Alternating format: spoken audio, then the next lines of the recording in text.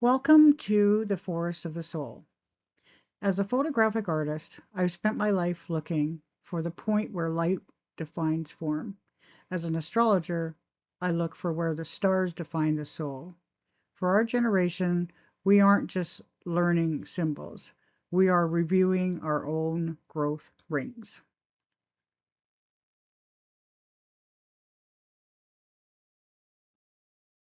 Hello, friends. Welcome to the preview of my masterclass on the Forest of the Soul. My name is Joy Giroux, and I'm coming to you from Langley, British Columbia, the rainforest province of Canada. This class marks the first in a series where trees are representing the 12 astrological houses in this case. In this preview class, we'll visit 4 of the sacred trees that form the pivotal houses on the 4 angles in our charts. Momentarily here. In this preview, I said we'll visit 4 of the sacred trees that form the pivotal houses on the 4 angles in our chart. To establish a little insight into astrology itself, we'll also visit the Sun, the Moon, Jupiter, and Saturn to show how the language of astrology frames human development as our teachers in this journey called life.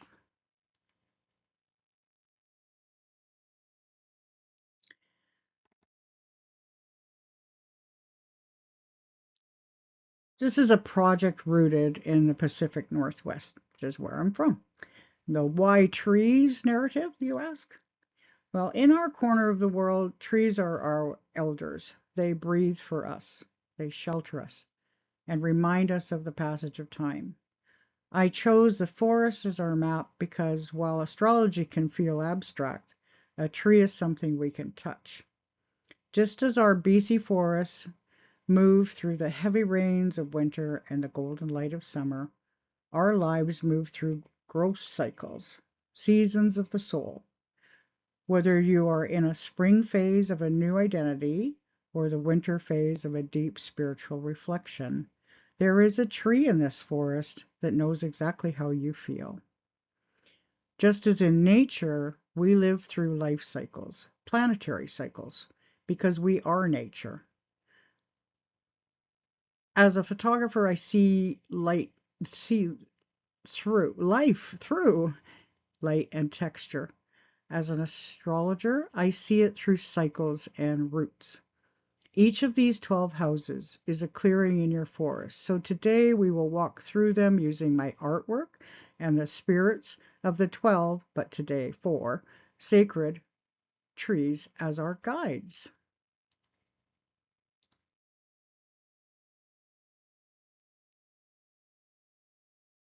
Astrology is a language. The 12 astrological houses show us an arena of life we've lived through to obtain our rings. They tell time, just as the tree's rings show us how it weathered the storms, the droughts, fires, infestations, suffered loss, and gave sanctuary.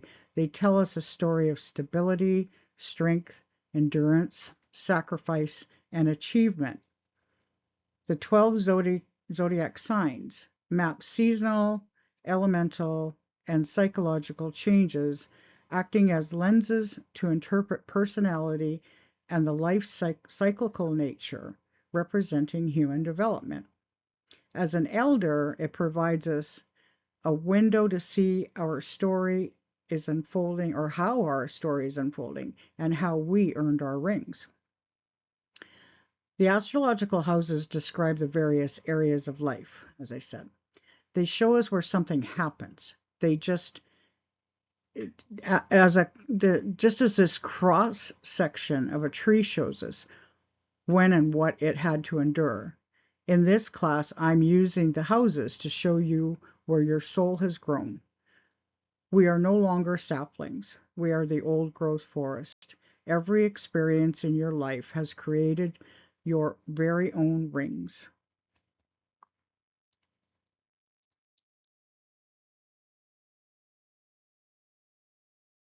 Welcome to the cycles of nature. Some people look up and see the stars. I look up and I see stories that wish to be revealed to bring significance to a life. For those of us over 60, we aren't just looking at a celestial map. We are living through the old growth forest of a meaningful life. Each of these 12 houses is a clearing in your forest, a growth ring in your life. Let's begin where you first broke through the soil.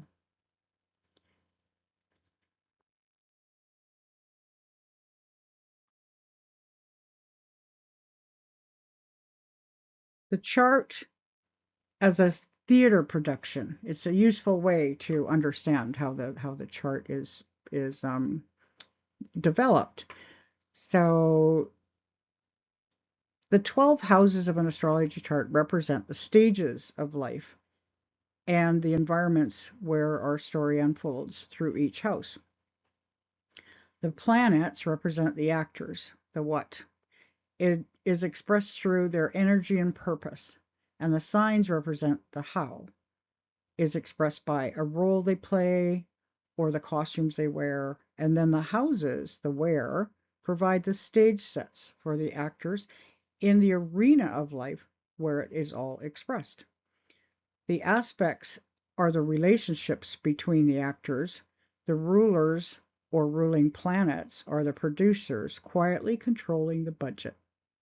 The 4 angles are the spotlights. The birth chart represents the program of your life production, and it is performed and directed by you. All of the planets influence the sign and house they rule in relation to their common place in the zodiac. Signs describe style, tone, and behavior. They show us how a planet acts, and I don't mean performance. I mean the intrinsic nature. The moment you are born, the positions of the planets become a snapshot in the sky, which in turn becomes your chart, your very own blueprint.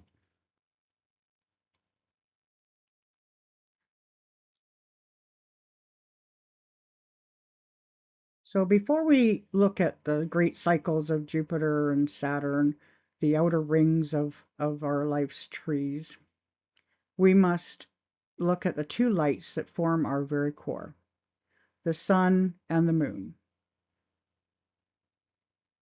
The sun, as we know, is the center of our solar system and is the source of all that is life-giving and life-sustaining.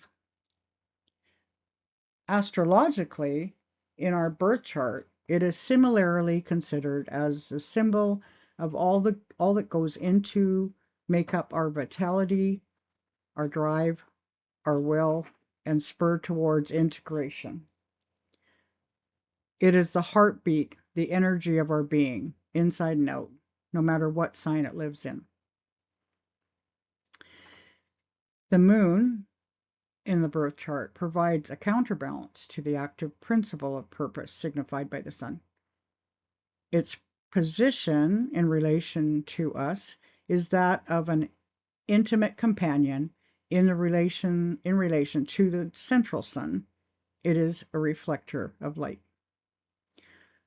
Symbolically, therefore, the astrological principle of the moon is one of softer illumination and represents the emotional responses to the ebb and flow through our moods, reactions, inconsistencies, and our receptivity to experience. The sun is the heartbeat of the center of the solar system and of our solar system in our body, and the raw vital spark that drives us forward into integration, no matter what sign it lives in. But the tree cannot live on blazing sunlight alone. It requires the gentle rhythm of the night. The moon acts as our intimate companion, softer illumination that reflects the central light. It governs our inner world, the ebb and flow of our moods, our emotional responses to the experience, and the quiet ring of survival we add when our outside when our world outside goes dark. Together, your natal sun and moon are the cosmic breathing system of your soul. The moon in astrology is not just about your feelings. That is the soft focus version and the very, very lazy astrology. The moon is your emotional body, your instinctive responses, your memory, your attachment style, and it's your nervous system before your personality has had a chance to put on the trousers and pretend everything's fine.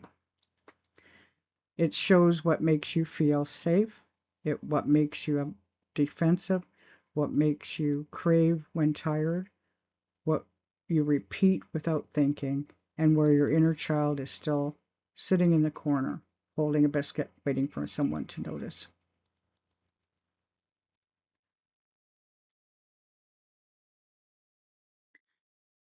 So now we go on to Jupiter.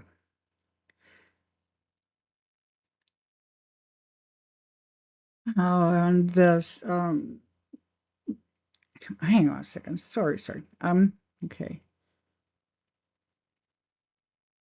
Jupiter is the planet of growth and expansion, is being used to demonstrate its relationship to human growth periods.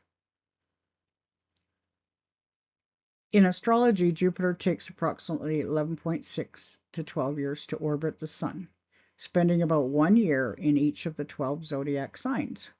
This 12-year cycle marks distinct stages of personal growth, expansion, and development, often referred to as our Jupiter returns, which occur roughly every 12 years. Every 12, 24, 36, 48, 60, 72, 84, and beyond.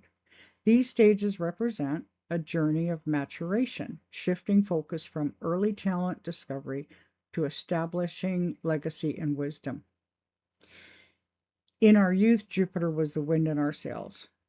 In our elder years, Jupiter is the honey in the hive, the accumulated sweetness of all the places we've been and all the things we've learned.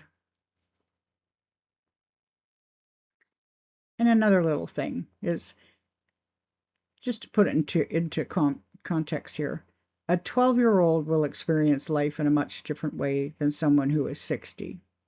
This is also where Jupiter works with Saturn. Jupiter is the growth, Saturn teaches the lesson, the teacher of time. At each stage of life, these two planets' purposes will intersect several times to teach us about our own evolution. So now we come to good old Saturn. Saturn, yes, is the teacher of time. So Jupiter and Saturn are the great dance partners of time. Jupiter expands outward, adding the soft, rich growth rings of opportunity and joy, while Saturn steps in, right beside it to crystallize that growth into lasting, solid wood. Every 20 years, these two giants meet in the sky in a great conjunction. Think back to the major pivotal years of your life when you were 20, 21, 27 to 29 is when Jupiter had a dance, and you had your Saturn return at the same time, first one. And then 40, 48, 58 to 60 is your second Saturn return, along with Jupiter's return at 60. And now we cross into our 70s and beyond. Those weren't random, chaotic shifts. Those were the exact moments when your inner expander, Jupiter, and your inner teacher, Saturn, shook hands, demanding that you take everything you had learned, discard what no longer served you, and begin building a brand new ring of a stable, beautiful life. Through time, Saturn, we must learn to deal with our environment, our frustrations and pains. The learning process rewards us with wisdom, Saturn. And I'd like to just share with you a quote from Noel Till, who was a master astrologer who's not with us anymore. He called this the occurrence of Saturn. Time gives chaos meaning. The flow of life is propelled, channeled, adjusted, and ended by time. Time identifies, time teaches, For everything, time is authority, and in our astrology, time is Saturn.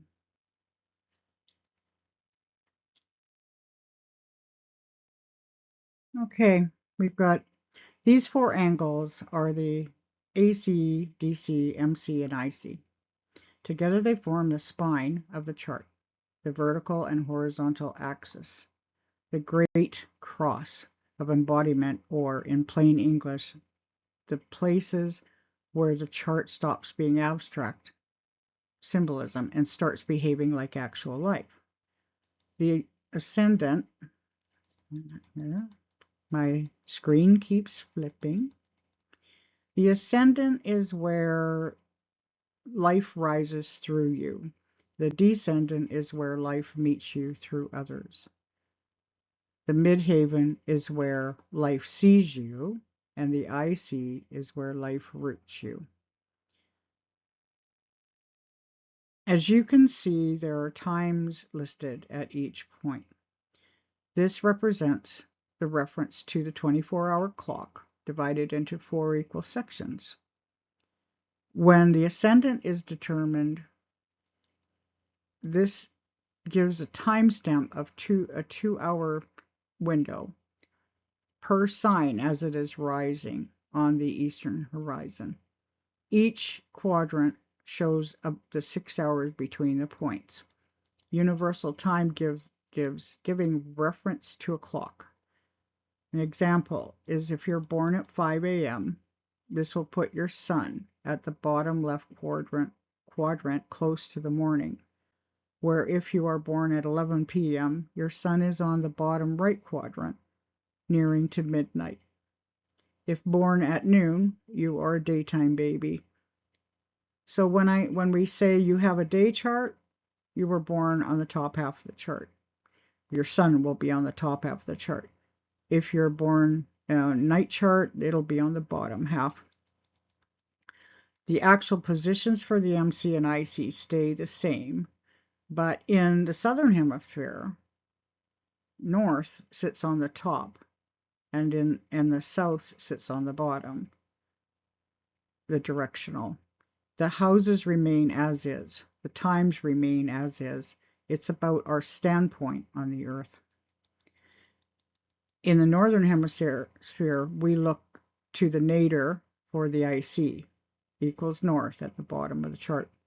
In the southern hemisphere, they look to the zenith, the IC, equals in the south. In the natural zodiacal order of the horoscope, these angles are represented by the seasonal changes on Earth, called the cardinal angles, which is why these are the pivotal points. The houses that are in between them provide the seasonal weather. The signs that live on any house cusp will determine the energy as to the kind of costume it will be wearing for the role it is playing. So stay tuned for a future masterclass on the signs and beyond the trees too. So the angles are not decorative. They are the load-bearing walls of the chart. They are active houses. They do things, they manifest, and the AC/DC axis is the horizon of the self and other. The MC/IC axis is the meridian, public and private. Together they form the cross of matter, how spirit enters form and life becomes real. In astrology, the 4 angles are the most pivotal dynamic points in the chart. They're calculated using your exact birth time and location of birth. They divide the chart into 4 quadrants and act as a celestial compass representing your physical identity, partnerships, roots, and career. These 4 cornerstones of the chart include the ascendant, or rising sign, on the eastern horizon, meaning your outward personality, physical appearance, first impressions. It is the lens through which you interact with the world. The cusp of the first house is the body, appearance, vitality, temperament, and the way life meets you at the door. It is not just how you look, although yes, it can show physical presence and the first impressions. It is the immediate self, your instinctive reaction, your survival stance, your interface with the world before you have explained yourself, branding yourself, or pretending to be more evolved than you are. The first house has already entered the room. The descendant location, the western horizon, western side of the horizon, directly opposite the ascendant. The meaning of this house is, or the meaning of the descendant and the house, is your relationships, marriage, and one-on-one partnerships. It represents the traits you attract in others or project outwards. The cusp of the seventh house is partnership, marriage, contracts, clients, opponents, and open enemies. It is where the self meets the other directly and discovers that other people have the audacity to exist with their own needs and agendas, and irritatingly valid perspectives. This house is not just about romance. It is binding agreements, negotiations, projection, conflict, cooperation, and the people who mirror back exactly what you would rather not see.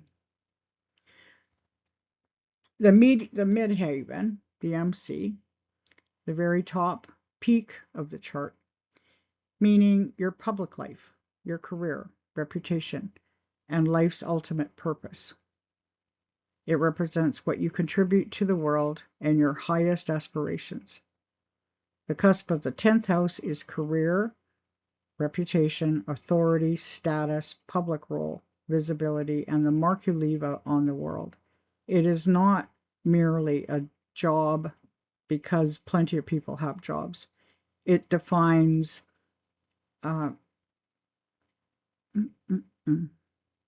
it defines your public role.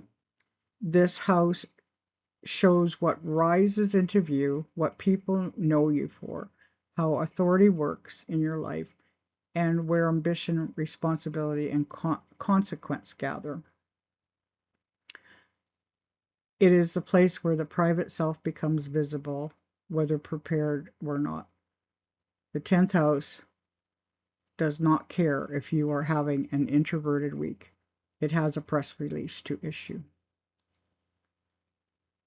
Okay, and then we go to our, just trying to do this so it doesn't flip forward on me. So the Imam Coli, the IC, is at the nadir. The location, very bottom of the chart, directly opposite the midhaven, meaning your private inner world, roots, ancestral lineage, the emotional foundation. It represents your home and the early life family conditioning you carry. The cusp of the 4th house is home, roots, ancestry, family, land, private life, and the foundations underneath the visible self. It's where you come from, what formed you, what you retreat into, and what still lives underneath the floorboards. This house can show family patterns, emotional inheritance, the family parental line, the literal home, and the inner base you return to when the world has finished chewing on you. It is the emotional basement of yourself. The Imum Coli, which is Latin for bottom of the sky or lowest point, is also known as the IC or nadir, as we can see here. It's where the sun was at the lowest point at midnight. This is the point on the cusp of the 4th house of the astrological chart, and it's It's not reversed in the southern hemisphere. The IC is still at the bottom. It's just that is then the south side of the chart. Okay, so on the screen we have the trees here where it shows the east. We have the rise, the AC. The reach is your MC. The rest is your DC, and the roots is your IC. We have the MC all lit up there because that's where you get seen. That's your place where you do the work of your life to be accomplished and to be known. So we have basically, I'm not going to go through every single one of the ones I have on the thing because you can read them yourself because I just went through them. So let's see.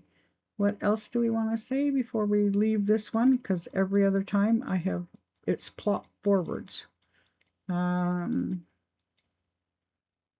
Okay. Okay, so let's see. Okay, so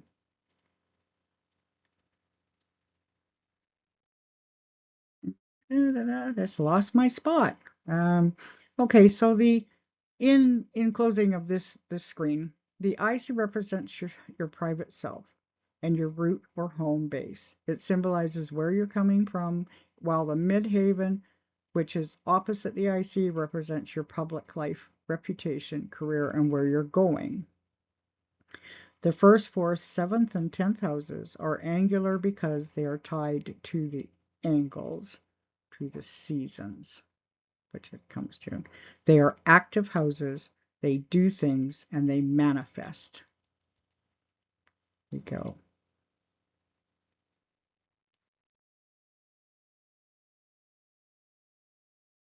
Okay.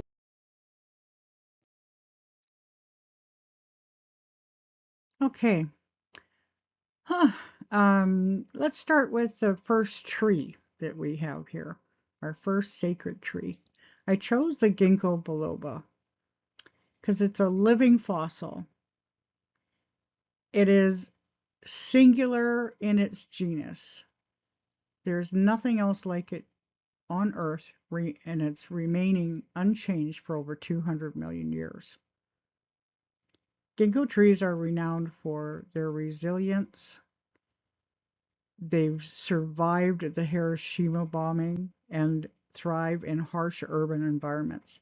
The fan-shaped leaf is instantly recognizable, symbolizing uniqueness and clarity. It represents emergence, identity, and the courage to exist. The lesson here is your core self is unshakable and survives every era of your life. This tree is quite remarkable. So it was a perfect one to make it where it's one of a kind, just like you are.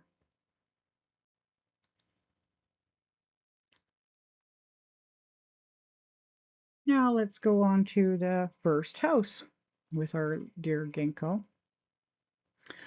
Welcome to the first house. You have arrived. With your first breath, you entered this physical existence of the self. It is the immediate self, your instinctive reaction, your survival stance, your interface with the world. Just as this tree remained unchanged for 200 million years while the world shifted around it, this is your emergence. Your ascendant will take on the flavor of the sign that was rising, becoming your ruler of your chart. It is the part of you that has survived every era of your life. Every area of your life, your childhood, your career, your losses and heartbreaks, and remained authentically you. It isn't just about being young. It's about the rising energy that allows us to start fresh chapters while earning our rings, even in our later years. Your ascendant represents the sign that was rising on the eastern horizon. as it is determined by your time of birth and the first breath you took. When life rises through you, where life rises through you, in my art you see its emergence at the bottom of the screen here, where spirit enters form and life becomes real.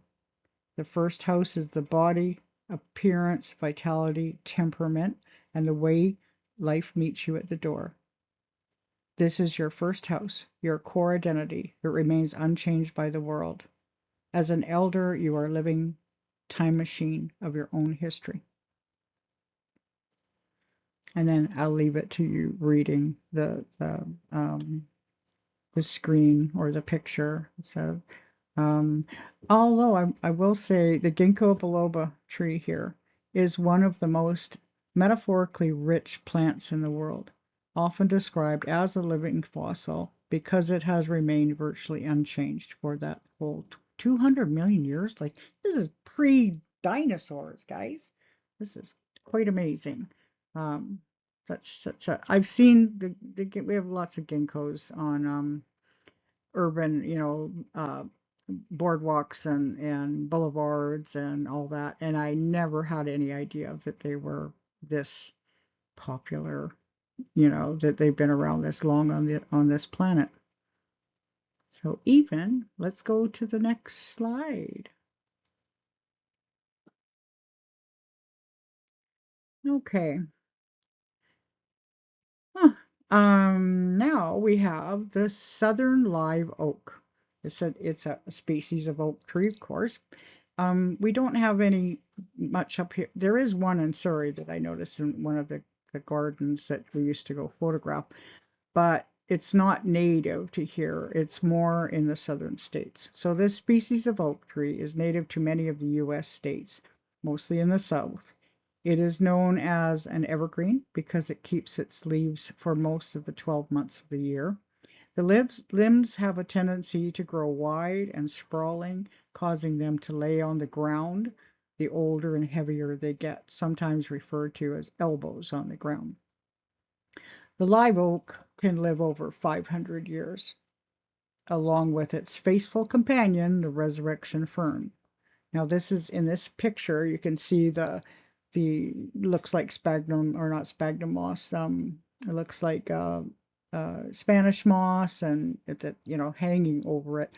Well, what happens is this fern, it looks like a fern, but it will dry up and look dormant and look all dead and ugly, and like you should be scraping it off the branches, but it has this amazing quality, which is why they calls it the resurrection fern, is that when the rains of grace return, the resurrection fern branches turn vibrant green overnight. They will hang on the tree. It's like blossoming overnight. One minute they're gray, the next minute they're green. So it's a beautiful sight. And so here, when we want to compare it to us, as you're looking at the house, the tree, and our person, your roots are deep enough to survive any season. The evergreen oak grows wide and sprawling. This is where your true power is as a sage begins, where the stories of your ancestors rest and your heart finally finds its shade. This is your fourth house at the bottom of the chart at the IC. As an elder, you are now the great sheltering oak of your family. Your ancestral roots, your private life. Just think of, I don't know, it's just kind of nice to think of this big old beautiful tree and sitting under it, and this is where your heart finally finds your shade. Let's go on to the next one. Okay, so here's our oak again, but now as the house. So as the fourth house, it's welcome to the fourth house. Your IC is where life roots you. The fourth house is home and roots and ancestry and family, land, private life, and the foundations underneath the visible self. It is where you come from, what formed you, what you retreat into, and what still lives underneath the floorboards. This house can show family patterns, emotional inheritance, the parental line, the literal home, and the inner base you return to when the world is done with you. It is the emotional basement where everyone stores boxes they swear they will sort out one day.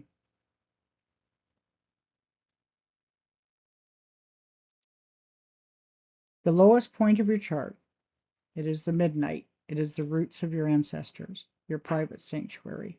It is your home environment with family stories, memories where you find emotional comfort. Your strength comes from the soil of your ancestors, meaning it is found through family, heritage, and the creating a sense of home wherever you go. Where the stories of your ancestors rest and your own heart finally finds its shade. I love that line. So like the resurrection fern upon its bark, you've learned to thrive in every season, turning the deep roots of your history into the green living peace of home.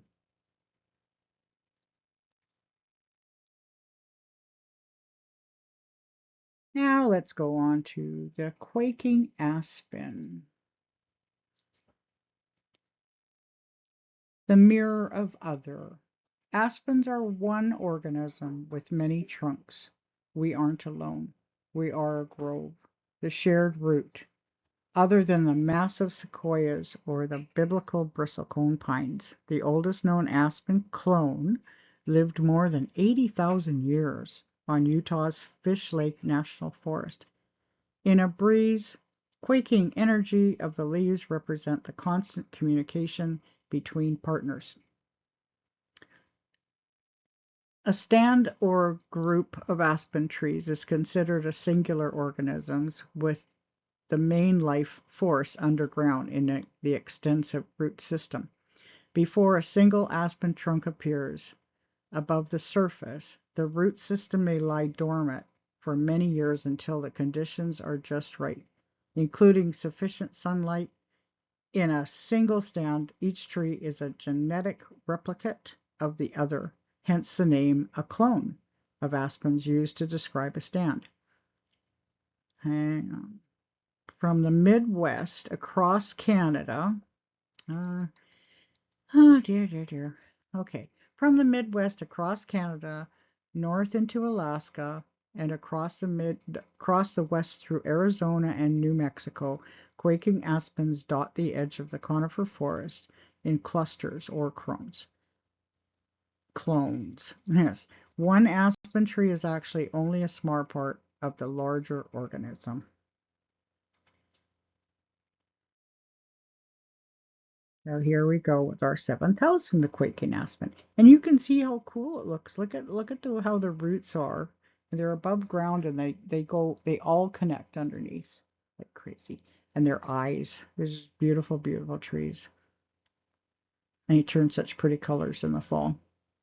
Okay, so while the ascendant is where your life rises through you across the chart, the descendant is where life meets you through others. The 7th house is where the self meets the other directly and discovers that other people exist with their own needs, agendas, and in irritatingly valid perspectives. In other words, the 7th house is where you find out how evolved you really are. So I know we've repeated what the houses or the MCIC, DC, everything means in the other parts, but when we're looking at this itself, we can, the tree of mirroring partnerships. The quaking aspen reaches up to us, teaches us, my goodness, the quaking aspen teaches us true partnership is rooted in shared connection, mutual witnessing, and the willingness to move together through life's winds.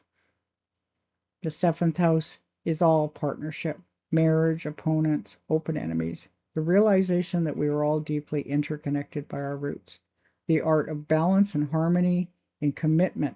We Here we look at the eyes of the aspen bark. We see ourselves reflected by our partners and realize that while we stand alone, we are fed by one single shared heart. This house is not just romance. It's binding agreements, negotiations, projection, conflict, cooperation, and the people who mirror back exactly what you'd rather not see. Beautiful trees.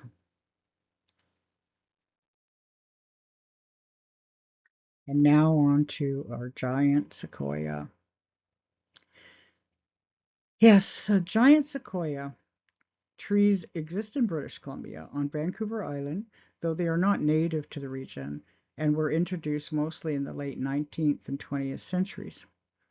They are found in parks, cities, arboreums, particularly in the Victoria area, and in Redwood Park in Surrey, because I've been there. I used to live down the street from it, and they were beautiful. They were in there along with redwoods and other wonderful species of trees that were gifted to the city.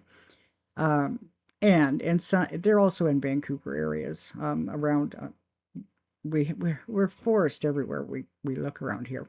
So, but they thrive in the mild, wet climate here.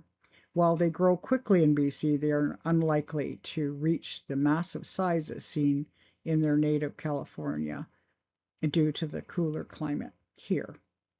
So the height of this tree, um, let's see what else we got here. Yeah, they do. Hang on a second. Um, the height of this tree, 200 feet normally. It is fire resistant and can weather disasters. In fact, it requires fire to allow the release of its seeds. Having bark up to 3 feet thick, it has survived the fires of life and still stands as a landmark and sanctuary for others. It catches the first and last light of the day, gathering the mist with its canopy, which drips down, nourishing the forest life below. They have survived over 3 millennia, dating them as some of the oldest living organisms on Earth. So they can typically live to 2 to 3,000 years, with some documented individuals reaching 3,200 years of age. The growth in optimal conditions, they grow rapidly, reaching over 200 feet in height within 100 to 150 years, utilizing that thick fire-resistant bark and tannic acid to survive millennia. So the house that we have named with this tree, we have the sequoia as the 10th house, the pillar of the world, standing tall, the achievement of a lifetime. Welcome to the 10th house, the highest point in your sky. For those of you over 50, the 10th house is no longer about climbing the ladder. It's about the stature of your character. This is your public reputation, your career, legacy, the achievements you're built through experience, patience, and discipline. It is authority, status, public role, visibility, and the mark you leave on the world. It is not merely a job, because plenty of people have jobs that is not defined that do not define their public role. This house shows what rises into view and what people know you for, how authority works in your life, and where ambition, responsibility, and consequence gather. It is the place where the private self becomes visible, whether you're prepared or not. Your canopy, the highest point in your sky, the point where life meets the sun. This is your public role, where your status, your reputation, authority, ambition, and your legacy reside. It is no longer about climbing the ladder. It is about the stature of your character, for sure. It's patience rendered in wood. It symbolizes that true authority is earned through the slow, disciplined accumulation of rings, which is experience, rather than rapid, unstable growth. It captures the mist and slowly drips the moisture to nourish the forest below, which is what you would do as your lifelong experience brings you the wisdom which you will disseminate onto those around you, grandchildren, friends, your descendants, in stories you've told. This is where how you drip the moisture down onto the forest floor. So what you built, what uh, I'm going to ask you a question now. I'm going to try to. What have you built? 10th house asks you, what have you built that will stand long after you're gone? Is it the dignity of a long life well lived? I think it keeps trying. Okay. Is it the dignity of a life well lived and highly visible through the authority you've earned through decades of experience? Take a moment to really think about that. After all, once we're no longer here, our chart will live on through our descendants in memory of how we spent a lifetime earning our rings.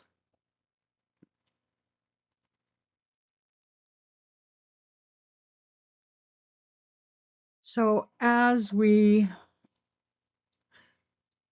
end this preview of the force of the soul, I'd like to share with you a glimpse of each house's embodiment of the 12 sacred trees. This is a poem I did called Blessing of the 12 Trees. As we close our forest of the soul, remember your chart is a living ecosystem. You have the resilience of the ginkgo, the strength of the oak, the balance and harmony of the quaking aspen, and you possess the character of the sequoia. You are the architect of this forest. Thank you for walking through these 4 houses with me today. What an incredible journey we shared today. The path is fresh and oxygen rich. The forest awaits. And now I will read my poem. We stand today in the center of the sacred grove. Every branch tells a story. Every root holds a memory. May we have the ginkgo's courage to remain true to our core, the cherry's sweetness to value our worth evermore. May the silver birch keep our minds bright and clear, while the southern live oak guards the home we hold dear. May the eucalyptus spark joy in our creative play, and the hazelnut keep us healthy through work and play of the day. May the quaking aspen mirror the beauty of our partners and friends, while the weeping willow heals the heart while it mends. May the ancient yew grant us the wisdom of the past, and the giant sequoia build a legacy that will last. May the baobab connect us to the community we need, and the banyan hold the spirit as it returns to the seed. Between the sun and the soil, the wind and the rain, we thank the forest for our growth and lessons gained. The circle is now complete, and a new ring is added. That is a blessing from the 12 trees.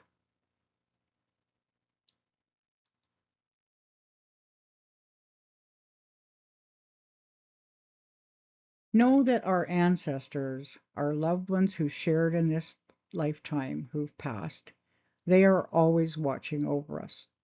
Once we have lived a physical existence on this beautiful blue planet, our spirit lives on long after we're gone and remains in eternity.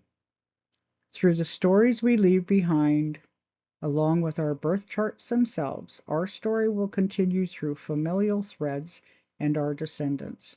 This is where ancestry and astrology join hands in telling the amazing story of your lineage. Always remember the ancestral tree is leaving the lights on for us.